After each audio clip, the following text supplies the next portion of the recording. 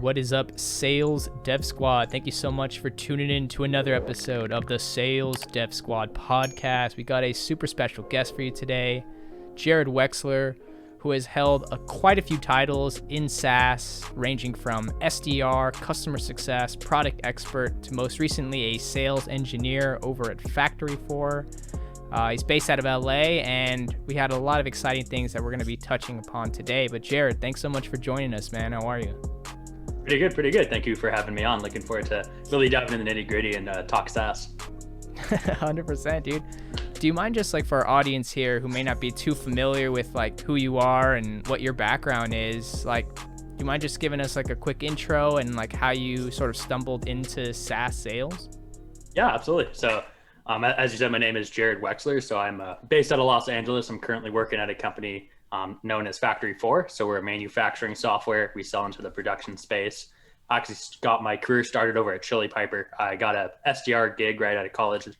I went to Cal Poly San Luis Obispo, studied marketing, took a sales senior project, and kind of knew from there I wanted to jump into the tech sales space. So I was at Chili Piper just over 2 years. As you said, I held a lot of different roles. So everything from SDR, customer success, product expert, and then a little bit of sales enablement and engineering before hopping into my current role, which is more of a specialized role. Whereas at Chili Piper, as a bit of a utility player, doing a little bit of everything. So how did you hear about Chili Piper, and that was your first SDR role? Yeah, so it was my first SDR role. Funnily enough, I actually found it on LinkedIn. So I believe it's actually LinkedIn Easy Apply. So I was pretty, I'd say, ahead of the curve as far as my job search. So I was applying as early as December, January, prior to me graduating, and I believe it was June. And I was in contact with the folks over at Chili Piper in March or so when I got my offer and accepted it. So I had something lined up nice and early, so I didn't have to worry too much once graduation did come.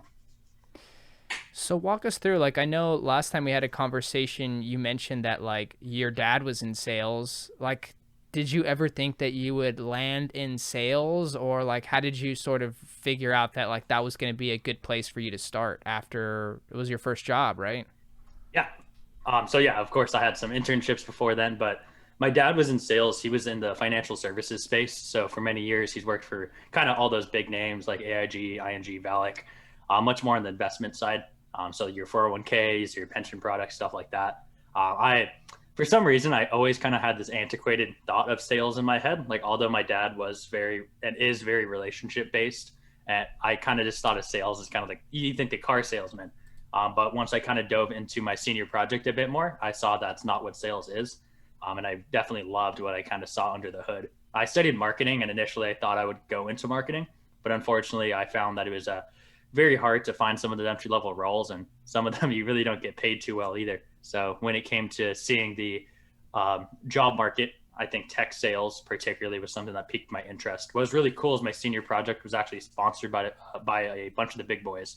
So I got to work with Gartner, Oracle, ADP, and stuff like that, doing role plays, and they really gave us a inside look at what the day-to-day looks like, which I thought was definitely aligned with what I wanted to do. So from there, I kind of knew that sales was what I wanted to do. And then from there, I just kind of polished my resume and applied to a bunch of tech companies, and luckily was able to land a position with one that was a bit earlier stage. So, we were talking about this last week.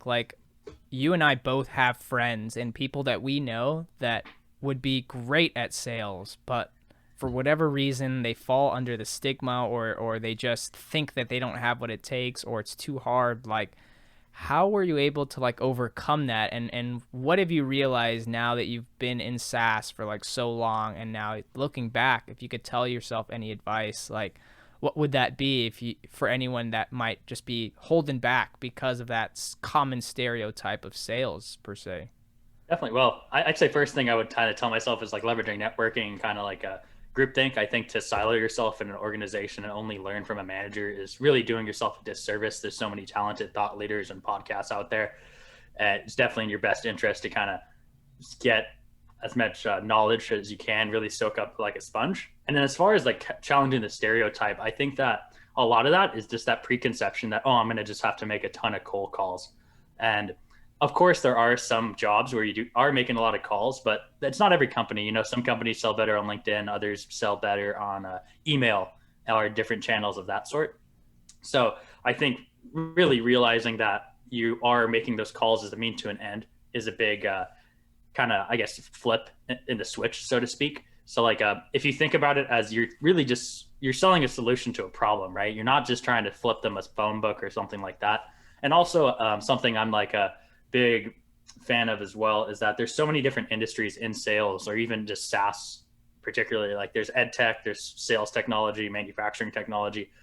Just because there's a position or a company that doesn't sound interesting to you, there's probably some type of solution that's going to be something you're passionate about.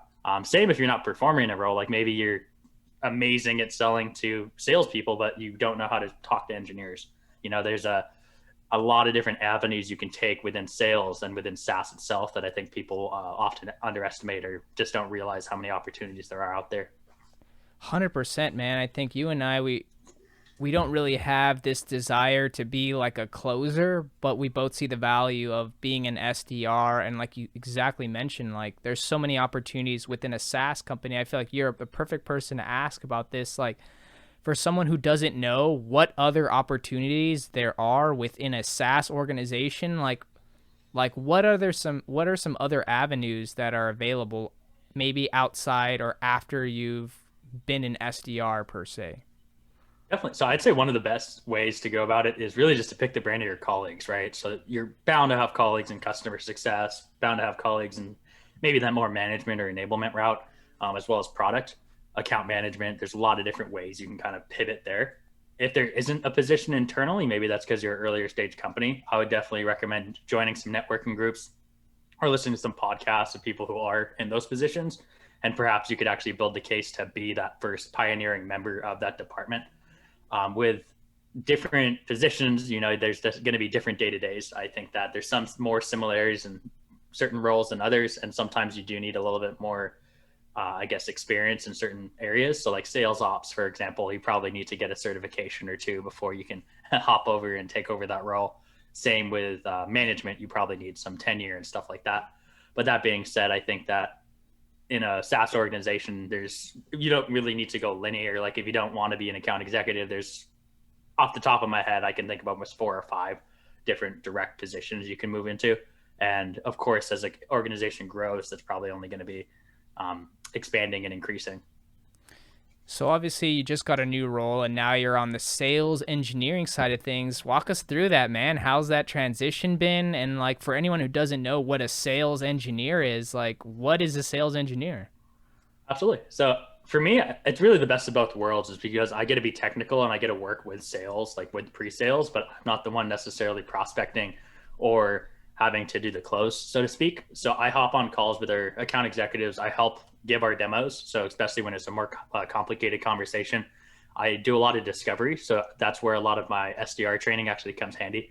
So I'm just doing discovery to understand their current pains or their frustrations with their current processes or their systems, and then really showing them our platform and how it would work in their environment. So I'm also helping build out like custom instances. So if they need to be proved out that their documentation or their processes are going to be supported in our system, I help make it's known as an MVP. So like a minimal viable product. So just showing that we can support what they need, and then helping our account executive. So a sales engineer, to put it basically, is really like the technical right-hand man or right-hand woman to support the account executive, just to make sure that they are supported from a technical perspective internally. And how do you feel like your SDR experience like prepared you to take on this specific role? Yeah, so I think one of the main things about being an SDR is you're in the front lines. You're understanding what drives people to take a meeting or what drives someone to want to purchase the software. So when you're closing a deal, you just have the biggest key is finding that momentum and being able to keep that momentum from start to close. So as an SDR, you're seeing what piques their curiosity. And then as a solutions consultant, what I'm doing kind of similar to an AE is really gauging those different value props or those different reasons they came to you and really making sure that it resonates with them. So like maybe they have a certain area where there's no insight and your platform gives that insight, really helping them see a business case and helping them build that ROI internally. So when it comes time to sign the contract or talk, nitty gritty details about pricing, they're not going to be pushed away because you are, again, through layered discovery, uncovering why they came to you and how your solution, your service, or whatever you're selling can help them. Interesting. So it's like a combination of like those soft communication skills, that technical knowledge, but also just that business acumen as well, right? Exactly. And you get to really put into place a lot of those sales methodologies that you'll learn as an SDR or an account executive. But in the sales engineering role, you get to be a little bit more consultative in that you have skin in the game, of course, but like you're not the one who's closing the deal, so to speak. So you're the one who's coming in with a little bit more knowledge. You probably have seen a bit more implementations. You've talked to more people from a technical perspective. And oftentimes that also comes with more trust on the customer side, because it's not just a account executive saying, yeah, we can do that. Yeah, we can do that. It's someone who can speak to how you would do that and maybe give them some options, and even be comfortable to give them some alternatives or maybe some pushback. Like maybe they want something that doesn't make sense and there's a better way to do it. Being proficient enough in both your tool and the ecosystem to be comfortable with saying, oh, you know what, like I know what you're trying to do, but I think this would be a better way to do it. Here's our software can allow you to do so. So there's a lot of, like I said, it's very consultative rather than being a pure sales-esque role. Now I know like you're really big into like enablement, and I know that you said you like really want to get into management. Like from your perspective, having been in like these different roles, been an SDR, like an entry level employee yourself, what do you think this next generation of SDRs and just like this new digital era, what do you think is going to be important from an enablement and management perspective? Is it this blanketed cold call, smile and dial approach, or is this more of like just tailored, coaching and management? What do you feel is going to be the future of like sales management, I guess? Absolutely. I would say one thing is being remote friendly is, of course, going to be more and more important. And I think having more checks and balances is something that you inevitably need to have in an environment like that. Whereas if you're in person, it's easier to tap someone on the shoulder, have ad hoc communication where you kind of need to be a little bit more structured when you're not all in the office. That being said, I would say I'm a huge fan of a data-driven approach. I've always not been a huge fan of that kind of churn and burn mentality some larger companies will have. I understand that it's at some point it means you don't need to necessarily invest in training that much. You can hire a bunch of people, they get the big logo on their on their resume, and then from there you can just part ways. But I'm a fan of really investing in who you are hiring. I believe that it is far more expensive and really just not worth it from a time and energy perspective to give someone 2 months and then not support them and then just hire someone new and kind of I guess start from scratch. So something that I like to preach is really like training and teaching to your C player. So like in sales, like an A player is going to succeed no matter what you give them. You might just give them like a phone and a piece of paper and a pen, no training. They're going to crush their numbers no matter what. But the B or C player is someone who's maybe new to sales, fresh out of college, switching industries, someone that needs a little bit more hand holding, but is every bit as capable as that A player. So if you assume they know nothing to some degree and you have a more tailored training where you are using data to identify the different trends and really making training something living and breathing, you're able to really foster a environment for success within an organization. So that's where you hear like, oh, only 20% of salespeople hit quota. A lot of it's because they have like a lot of companies have that kind of canned onboarding for however many weeks, however many months, and then they just let you go.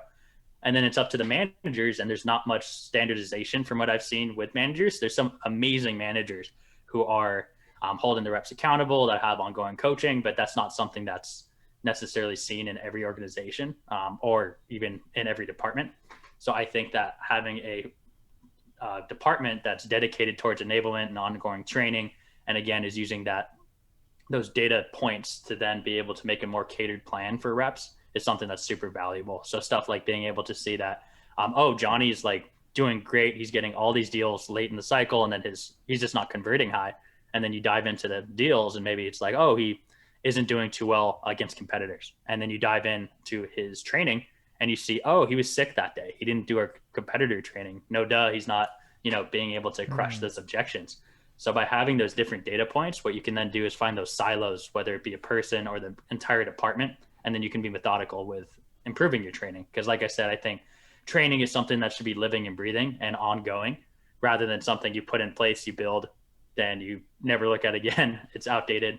And then you kind of just let them run without, that continual support, which I think is really important that not every company really has a strong emphasis on.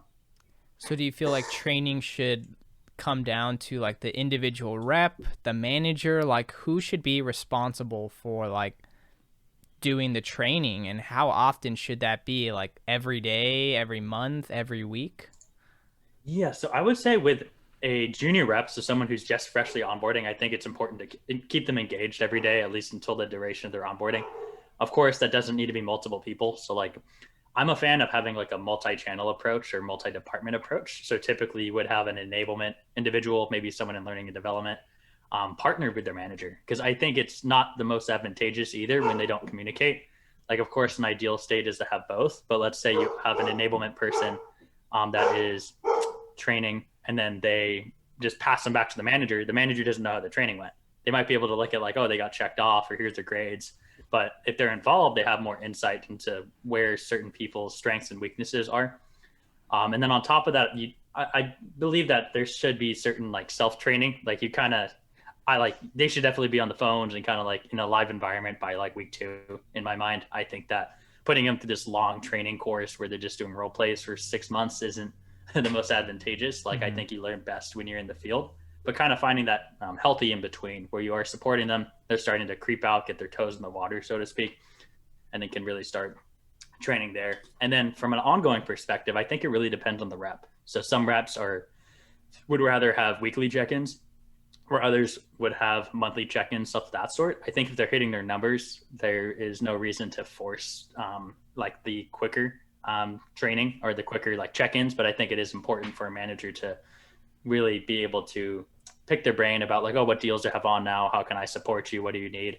And really have that more transparent opportunity to work with the manager. And then the manager, of course, should always be pushing them to better themselves. I think that you don't want to be transparent in sales. And if you do, that's only going to hurt you in the long run, because we all have good, like, everyone has good months, everyone has great months. But when it comes to a month that's a little more difficult, you have to be able to put on the afterburners. And if you haven't trained yourself or set yourself up to do so, it's going to be a little bit harder than if you have the internal support to make that extra push when you need to close out a quarter strong or close out a month strong.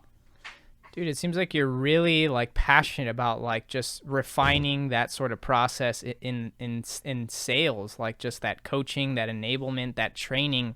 Where did that come from? Do you feel like that's just always been a part of who you are? I'd say a little bit. So like I grew up playing baseball actually. So I played baseball all the way up through high school. I still play Sunday league, softball when Nice. the world's open, of course. But I think I took kind of that sports mentality where like even your Team top player. athletes are still like, putting in work and they help each other, but their coach is still helping them work on their fundamentals. I mean, you have your fundamentals and then you kind of identify where you need additional kind of work, like a basketball player or baseball player, like no one's great at everything. And then you hear those stories about Kobe, Kobe was one of the best to ever did it. And he's still waking up before everybody taking the extra shots. So I kind of took that mentality. And then I've had a few roles where I had kind of a hand in training. So I was a project manager when I was in college in the marketing department of the Cal Poly Corporation. So they did all the like on-campus advertising and whatnot. And I helped with their, I onboarded like all the different employees, even though I wasn't too skilled in a lot of the different areas I'd be onboarding. So like stuff like people who are in charge of like graphic design or printing. And I saw that there's kind of this blanketed onboarding process. And although it worked, in my head, I was thinking like, geez, like I feel like if I had something a little bit more built out and standardized, they'd be able to get their job done or be able to get fully For wrapped sure. sooner. And then I saw that at my last company as well. Like that's where I kind of got to help out with some of those training, or with training a bit. Like Chili Pepper has a great coaching, like a coaching and kind of ongoing enablement mentality of kind of always improving. But something I saw is we were growing kind of quick, and I kind of saw that there was a bit of process, but like if they ramped up a little bit more of the process, I realized that they would be able to onboard and set up people for success a lot easier. I think when you're kind of smaller stage, when you see what it's like from going from only a handful of employees being onboarded to more of a group, that's when you really start to identify some of the gaps. Like it's not too bad if you have 3 reps, right? Like you're going to make it work. It might not work with 1. But if you have 10, all of a sudden you're only having 2, not that it happened there, but say you have 10 to 12, there's probably only like going to be a handful that are picking up if you don't have a set process. And then that's when you kind of see the inefficiencies of a training program is as you scale. That's the true test to any process, to any training program. And again, not that I saw it there, but in my head, I was like, Just geez, things to like what if, consider, right? yeah, it's like, geez, what if we had 20 people doing this right now? How many would succeed? Whereas if there's three, a manager can just kind of ad hoc fix things. But if you have a team of 20, you only have two managers, they have their own job as well. Like it's kind of hard to keep the boat afloat when it's a little bit more pushed and kind of tested. So I'm a huge fan of I'm kind of a process nerd as well. So like I'm kind of a guy who likes setting things up the right way before you have to solve 100%. it. So I'm very proactive rather than reactive. And I think a lot of times in the sales world or just the business world, people are very reactive. And when you have a job that you have to perform yourself, like having to reactively like update training without that being your direct job is just not a great use of your time, and is honestly kind of stressful because all of a sudden you have people who are live on calls, whether that be setting someone up in CS, making cold calls, and they're not trained or supported as much as they should be. So then you're looking at their numbers and it's like, oh, like, can you really hold them that accountable for not hitting their numbers the second month when their training wasn't there? So I think it just becomes this whole kind of snowball effect where it's like almost like an avalanche where you can't really hold up an avalanche once it started, and then you almost need to start from scratch. So I think taking a methodical approach and growing and scaling the right way is something that would just solve so many headaches in a lot of orgs. I think it really, sales enablement just really bridges a lot of aspects of it, and it's super, super important. I think it's kind of the grease that keeps the engine running, and if you have someone like yourself who's just really proactive and really process driven, I mean, that could just dramatically make things way more efficient than it might have been before. Exactly. And I think also people underestimate like just how much work there is in some of those roles. Like it's one thing to build out like a LMS, like you're typically only doing that at the beginning. And then from there, you're only improving it, but it's a full-time job. You know, like if it's a manager who's building that, they're doing that after their pipeline reviews, after them, if they have to do their own sales, after all the other stuff they have to do in a day. So if that is a kind of like side role, which it unfortunately and inevitably is at a lot of smaller companies, it's really hard to put a lot of effort into it. And because you are kind of acting more reactive, kind of building stuff that you only need in the immediate future, you can't be strategic about it as much as you'd like. Whereas if you have a full-time enablement person, they can afford to be very strategic. And I'm actually in a few sales enablement Slack groups and kind of networking groups. Mm-hmm. And I didn't even know how strategic they could get. Like I've had some calls with vendors, like we're using WorkRamp as an LMS over at Chili Piper. And I picked the brain of their professional services woman, and she was just spitting like mad learning methodology at me. It was so cool. Like it was things I thought like kind of from a high level, but someone to break it down who's really been there, done that, and built training programs to tell you like insightful things that you could add to your program was kind of mind blowing. And again, like we were able to implement a handful where others we were like, oh God, that's going to take too much time. We can't afford to do that right now. But there's so much strategy behind training and behind coachability and kind of everything of that sort that you'd almost be mind blown. I think in sales, people kind of think of that old sales coaching mentality where like you learn one sales methodology, you learn how to spin, and then they send you off. But I think training, especially in the new age of tech, is just there's a lot of strategy and kind of different processes that you can really build behind it. But as I said, you kind of need the time to build it. If you have another job on top of it, you're probably just going to be building a one pager here or there versus really building a mean, lean training machine. For sure.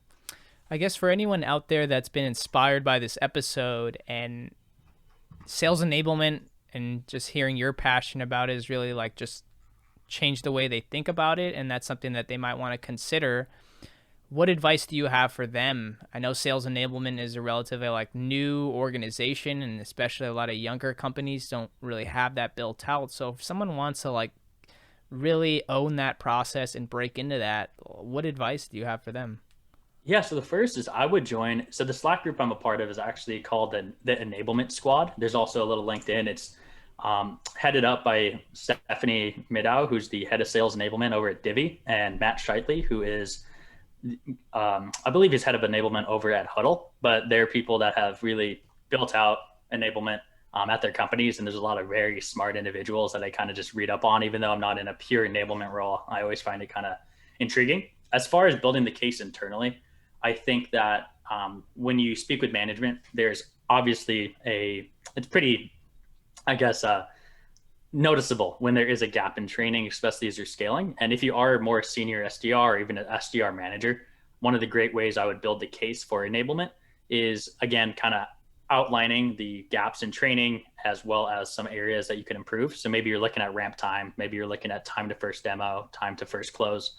And then from there, as I would with kind of transitioning to any position, is making a plan with management where you start taking on side projects. That's a great way for an SDR to move over to a CS role, a product role, sales enablement, and so on, is you start taking these additional projects. Of course, you're going to have a little bit more on your plate, but maybe they'll lighten up your quota, hopefully, but that'll allow you to start building out content. And then you could track how useful that content is. And to me, it's kind of very insightful once you see how impactful one or two pieces of content is. Imagine if we had someone doing this full time, or imagine if this is something we could really dedicate our resources towards. So I'd say identifying that internally would be a great way. Or conversely, there's also a lot of companies that are hiring more junior sales enablement roles, as that is a more popular, I guess, position in the SaaS market. So once you are ready to kind of transition from that SDR role to a sales enablement role, you could always look outside of your company and then hopefully learn under someone who's been there, done that. The name of that role that I've seen a lot is the sales enablement specialist, is more junior. But again, that would give you an opportunity to get the foot in the door and then learn from someone who's really built out a department. And then from there, you'll ideally be able to rise the ranks to a sales enablement manager, head of sales enablement, or maybe be able to take that back to your old company, a new company, and really dive into the career path there. I think it's a really rewarding career and just a sort of a niche that's really growing. So really appreciate that, Jared. I guess for anyone out there who just wants to pick your brain a little bit further or just connect, where's the best place to find you? I say LinkedIn probably is my bread and butter, so to speak. I'm on there a lot, so always happy to talk shop, talk SaaS, hop on a call, anything of that sort. I'm a huge fan of networking and kind of taking that groupthink mentality, so really learning from each other, and always happy to share from my experiences or my thoughts.